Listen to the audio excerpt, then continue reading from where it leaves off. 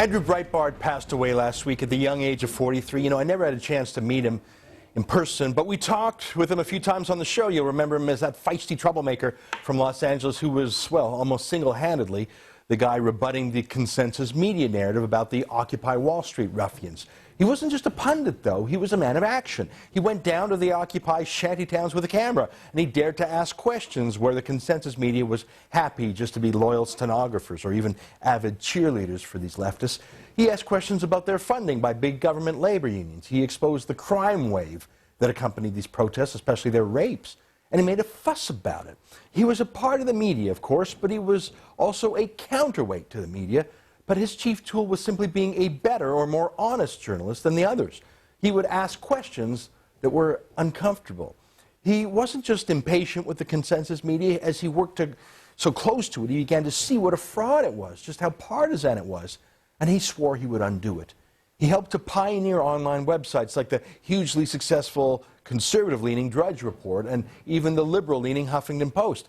And he set up his own group of websites, not just Breitbart.com, but also BigGovernment.com, BigHollywood.com, and other sites to expose the hypocrisy of those interests and to fill the void left by the underreporting by the consensus media. So he was an entrepreneur and a dissident.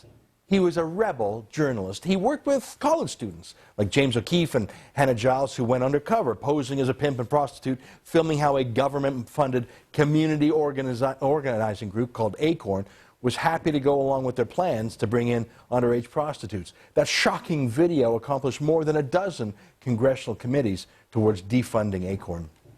And it was him who blew the whistle on Anthony Weiner, the lascivious New York congressman who had a creepy sexual relationship via Facebook and Twitter with young girls. And that's why Breitbart was hated, because he did things that broke the gentleman's agreement of how journalism was supposed to work. Undercover cameras were fine when taking on big corporations, but not when taking on big government. Exposing sexual impropriety was okay when taking on a right-wing Republican, just not a left-wing Democrat.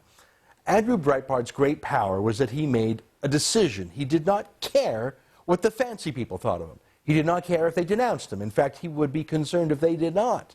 He didn't seek to curry favor. He didn't tailor his message to win him invitations to fancy cocktail parties. The opposite.